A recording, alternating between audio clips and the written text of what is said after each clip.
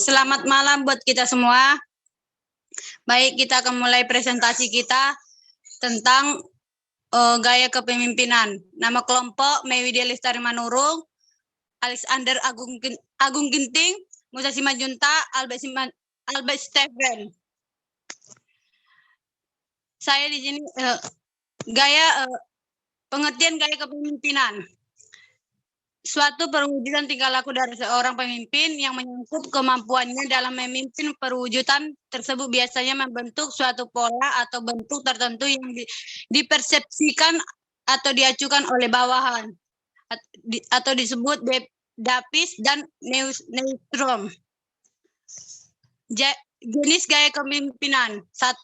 Gaya persuasif adalah gaya pemimpinan dengan menggunakan pendekatan yang menggugah perasaan dan pikiran atau melalui bujukan.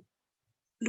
Gaya resepsi adalah gaya kepemimpinan dengan cara memberikan tekanan-tekanan atau ancaman sehingga bawahan merasa ketakutan. 3. Gaya partisipasi adalah gaya kepemimpinan yang dilakukan dengan cara memberikan kesempatan kepada bawahan untuk ikut serta secara aktif, baik mental ataupun spiritual, fisik maupun material dalam organisasi. 4. Gaya inovatif adalah gaya kepemimpinan yang selalu berusaha untuk mewujudkan usaha-usaha pembaruan dalam organisasi. Pembaruan biasanya berhubungan dengan produk organisasi. 5. Gaya investigatif adalah gaya kepemimpinan yang selalu melakukan penelitian yang disertai dengan rasa penuh kecurigaan terhadap bawahannya. Kriteria seorang pemimpin. 1. Pengaruh. 2. Kekuasaan atau power. 3. Wewenang. 4. Pengikut. Dilanjut dengan Albert. Kepemimpinan dalam coaching. Bicara kepemimpinan berarti bicara kepribadian. Yang kedua, kepemimpinan sering didefinisikan dalam istilah fungsional. 3. Teori hubungan manusia. 4. Seorang pemimpin dicitrakan sebagai individu yang memiliki keterampilan tinggi dalam menangani bidangnya. Selanjutnya.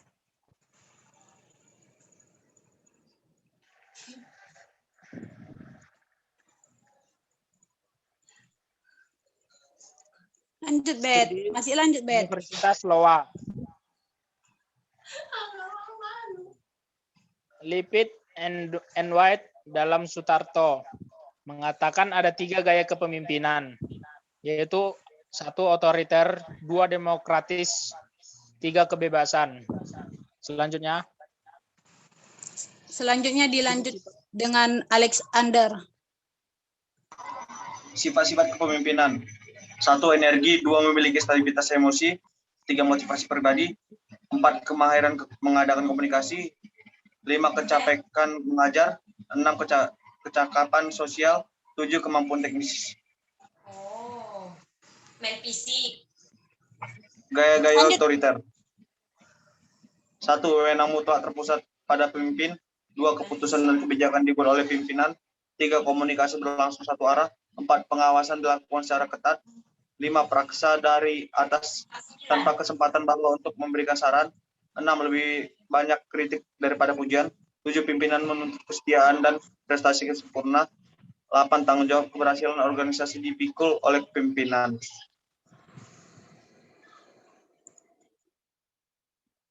Lanjut, Alex. Gaya-gaya demokrasi. 1. Wewenang pimpinan tidak mutlak. 2. Pimpinan bersedia melimpahkan wewenang kepada bawahan. 3. Keputusan dan kebijakan dibuat bersama antara pimpinan dan bawahan. 4. Komunikasi berlangsung dua arah. 5. Pengawasan dilakukan secara wajar.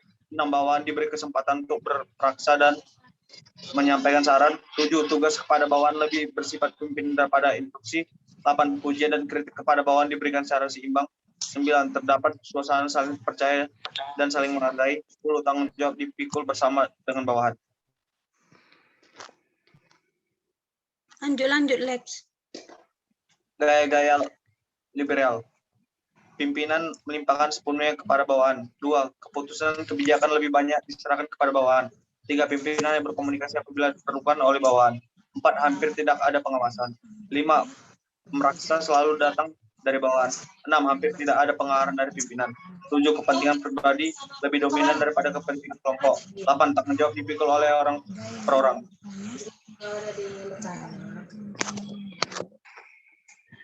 Dilanjut dengan Albert.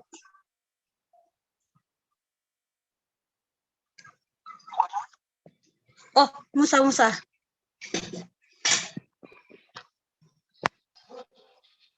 Baik, saya akan melanjutkan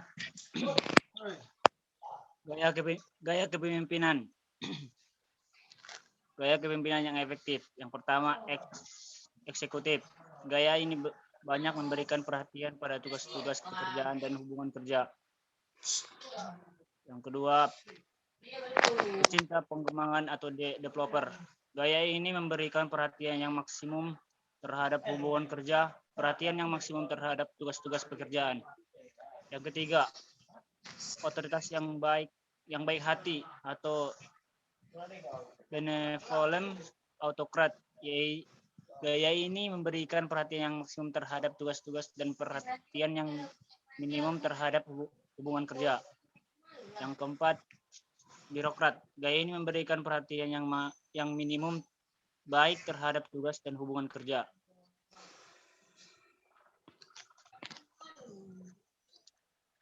Gaya kepemimpinan yang tidak efektif. Yang pertama, pecinta kompromi. Gaya ini memberikan perhatian yang besar terhadap tugas dan hubungan kerja dalam situasi yang menekankan kompromi. Yang kedua, misionari. Gaya ini menekankan secara maksimum terhadap orang-orang dan hubungan kerja. Maaf. Selanjutnya, Mei.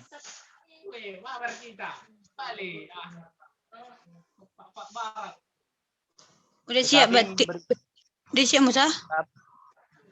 Belum. Tetapi memberikan perhatian minimum terhadap tugas dengan perilaku yang tidak sesuai.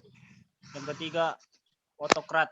Gaya ini memberikan perhatian yang maksimum terhadap tugas dan minimum terhadap hubungan kerja dengan suatu perilaku yang tidak sesuai.